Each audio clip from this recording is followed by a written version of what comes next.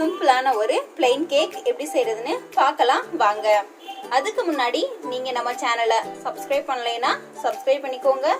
வீடியோவை ஸ்கிப் பண்ணாம பாருங்க. வாங்க இப்போ எப்படி பண்றதுன்னு பார்க்கலாம். இப்போ plain கேக் செய்ய தேவையான பொருள் என்னென்னு பார்த்துட்டு வந்துடலாம். ஒரு கப் அளவுக்கு மைதா எடுத்திருக்கேன். ஒரு 4 டீஸ்பூன் அளவுக்கு நல்ல காய்ச்சின பால் எடுத்திருக்கேன். 1/4 கப் அளவுக்கு ரிஃபைன்ட் ஆயில், 1 டீஸ்பூன் அளவுக்கு பேக்கிங் பவுடர், 1/2 டீஸ்பூன் அளவுக்கு பேக்கிங் சோடா, கொஞ்சமா டேஸ்ட்டுக்காக வெனிலா எசன்ஸ் எடுத்திருக்கேன். 4 எக்கை தனித்தனியா பிரிச்சு எடுத்திருக்கேன். வெள்ளை கருகு தனியா, மஞ்சள் கருகு தனியா, இது போல பிரிச்சு எடுத்து வச்சுக்கோங்க. 1 கப் அளவுக்கு சுகரை நல்லா கிரைண்ட் பண்ணி எடுத்திருக்கேன். இப்போ அவ்வளவுதான் தேவையான பொருட்கள். வாங்க எப்படி செய்யறதுன்னு பார்க்கலாம். ஃபர்ஸ்ட் நம்ம எடுத்து வச்சிருக்க 4 வெள்ளை கருகை ஒரு எம்டி பவுல்ல ஆட் பண்ணிக்கலாம். இப்போ இதை நல்லா விஸ்க் வச்சு அடிச்சு கொடுத்துருங்க.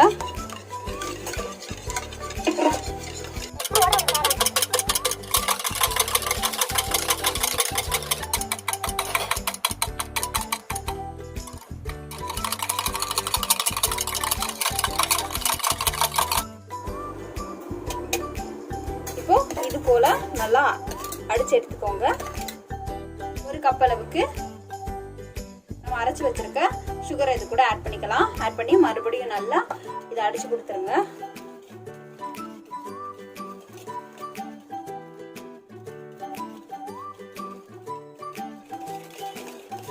இப்போ நம்ம எடுத்து வச்சிருக்க சுகரையும் சேர்த்து இது போல நல்ல கிரீமியான கன்சிஸ்டன்சில எல்லாத்தையும் நல்லா கலந்து எடுத்துக்கோங்க. கலந்துட்டு நம்ம ஆல்ரெடி எடுத்து வச்ச 4 மஞ்சள் கருகையும் இது கூட சேர்த்துக்கலாம்.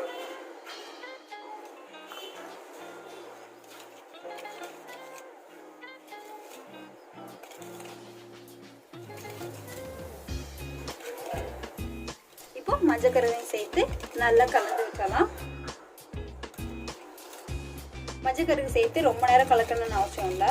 கொஞ்சம் லைட்டா ஸ்மூத்தா கொஞ்ச நேரம் கலக்கி விடுங்க. ஒரு 2 நிமிஷம் கலந்து விட்டுட்டு இப்போ எடுத்து வச்சிருக்க ஆயில் இது கூட ஆட் பண்ணிக்கலாம். 1/4 கப் அளவு ஆயில் சேர்த்துக்கோங்க.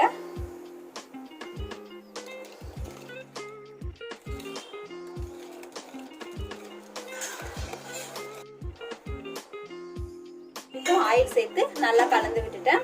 அது கூட ஒரு முடி அளவுக்கு வெனிலா எசன்ஸ் சேர்க்கிறேன். இது ஆப்ஷனல் தான், நல்ல ஃப்ளேவர் கொடுக்கும். அதனால நான் வெனிலா எசன்ஸ் சேர்த்துருக்கேன். நீங்க இல்லைனாலும் ஒரு பிரச்சனை இல்லை, நீங்க செட் பண்ணிக்கலாம்.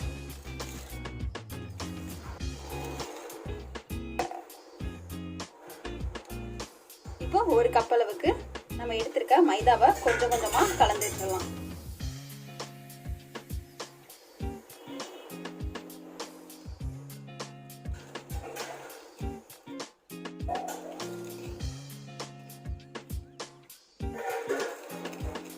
இப்போ 1/2 டீஸ்பூன் அளவுக்கு பேக்கிங் சோடா, 1 டீஸ்பூன் அளவுக்கு பேக்கிங் பவுடர் ரெண்டையுமே கலந்துடலாம். கலந்துட்டு இது கூட கொஞ்சம் கொஞ்சமா பால் சேர்த்து கலந்து எடுத்துக்கலாம்.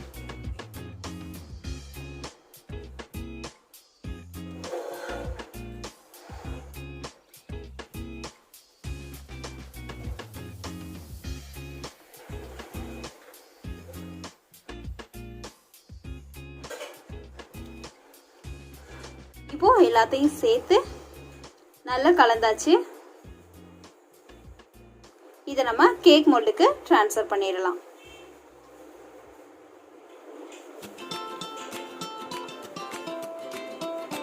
ஓரங்கள் எல்லாமே நெய் தடவிட்டு அதுக்கு மேல கொஞ்சமா மைதா மாவு போட்டு ஃபுல்லா ஸ்ப்ரெட் பண்ணி வச்சிருக்கேன். இப்போ நம்ம கேக் பட்டில இது கூட கலந்துடலாம்.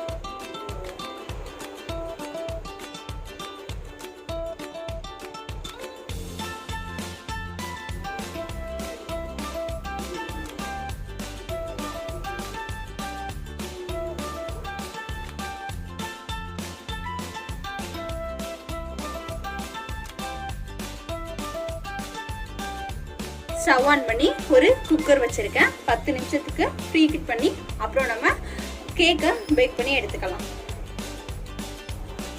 இப்போ ஒரு 10 நிமிஷம் போல ஆயாச்சு. இப்போ ஸ்டாண்ட் வச்சு அது மேல கேக்கை நான் சேர்த்துட்டேன். ஃப்ளேம்ல மூடி போட்டு போட்டு வச்சுக்கலாம். 45 நிமிஷம் கழிச்சு நம்ம ஓப்பன் பண்ணி பார்க்கலாம். குக்கரை ஓப்பன் பண்ணி பார்த்துடலாம்.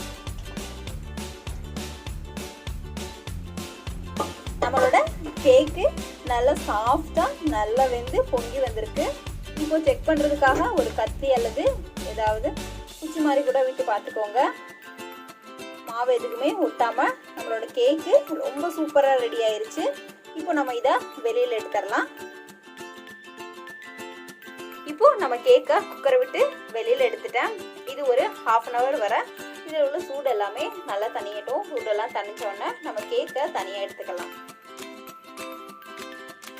இப்போ ஒரு 1/2 hour போல் ஆயாச்சு. நான் வேறு ஒரு பிளேட்க்கு ட்ரான்ஸ்ஃபர் பண்ணி வச்சுருக்கேன். நம்மளோட கேக்கு ரெடி ஆயிடுச்சு. நீங்களும் உங்கள் வீட்டில் இது மாதிரி ட்ரை பண்ணி பாருங்கள். வீடியோ பிடிச்சிருந்துச்சுன்னா லைக் பண்ணுங்கள்.